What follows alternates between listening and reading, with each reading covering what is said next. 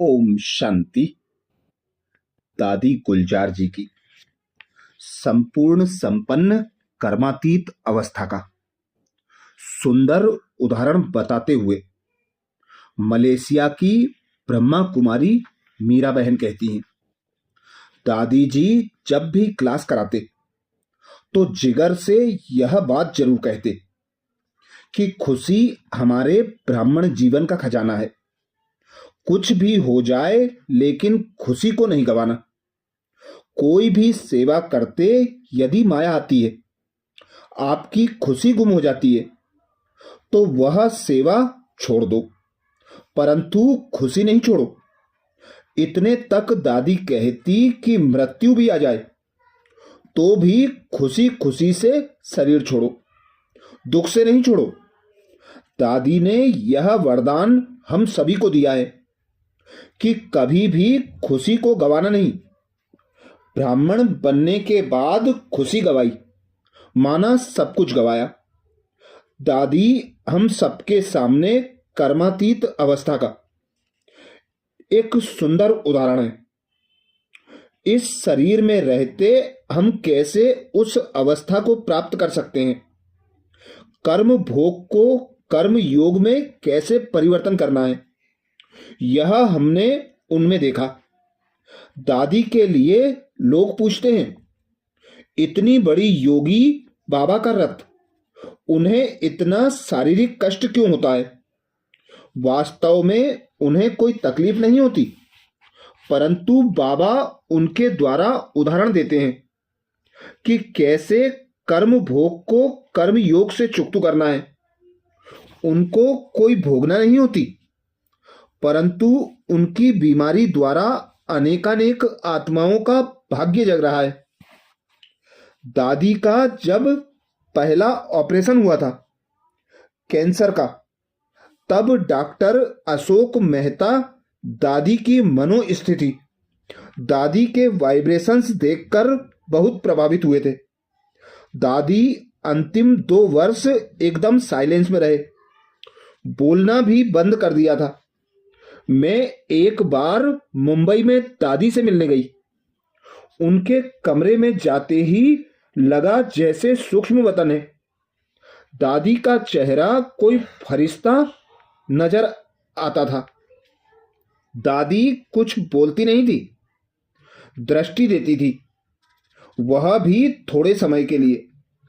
इस दुनिया में रहते कैसे हमें इस दुनिया से उपराम रहना है, वैराग्य वृत्ति रखनी है, यह प्रैक्टिकल हमें दादी ने सिखाया। आज भी हम ब्राह्मण परिवार दादी को बहुत याद करते हैं।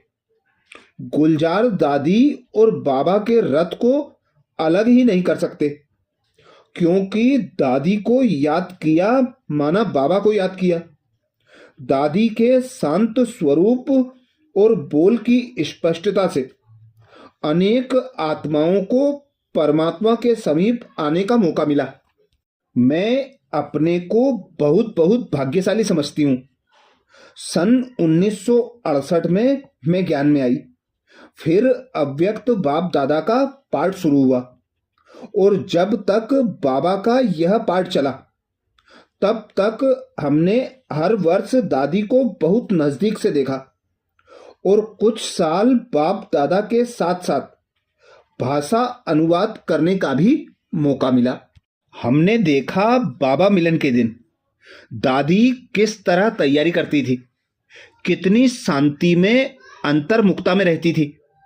फिर कैसे दादी के तन में बाप दादा आते थे और बाबा के जाने के बाद दादी ऐसे उठती थी जैसे कि नींद से उठी है, एकदम फ्रेश।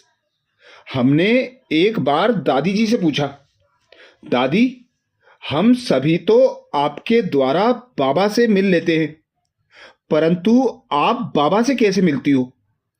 आपको तो बाबा से हमारी तरह मिलने का मौका ही नहीं मिलता। दादी ने कहा, जब बाबा आप सभी से मिलकर वापस वतन में आते हैं तब मुझसे मिलते हैं, फिर मुझे छुट्टी देकर नीचे भेजते हैं। उस समय बाबा का मुझे इतना प्यार मिलता है लगता है जैसे पावर हाउस ही मेरे पास आ गया हो, इसलिए हम कुछ मिस नहीं करते हैं।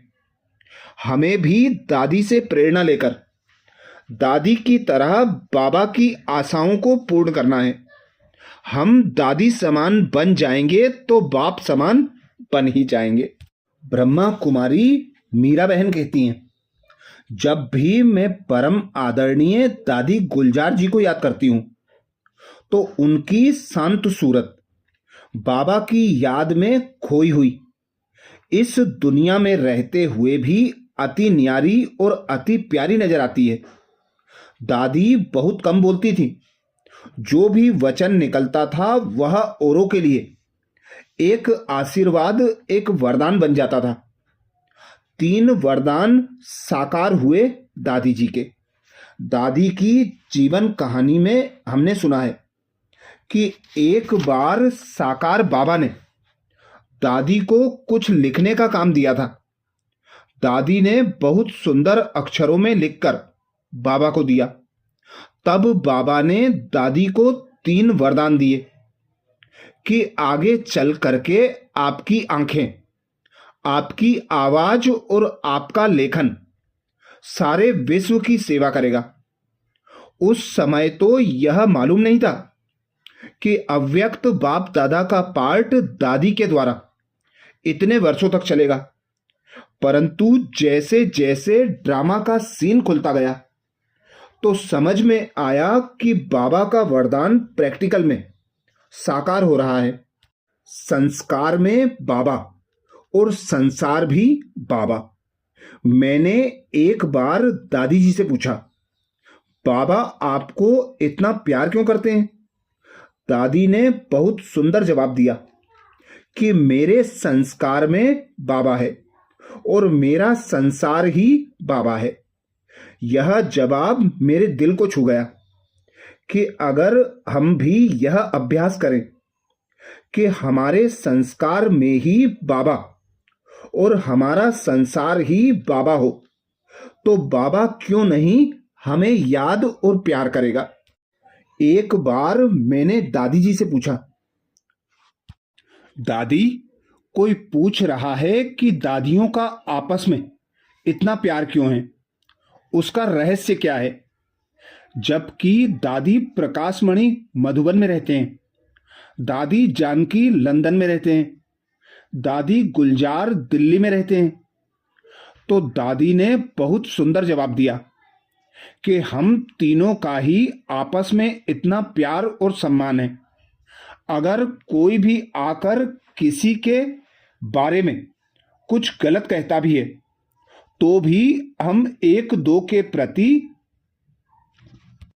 हम अपने मन में सम्मान कम नहीं करते।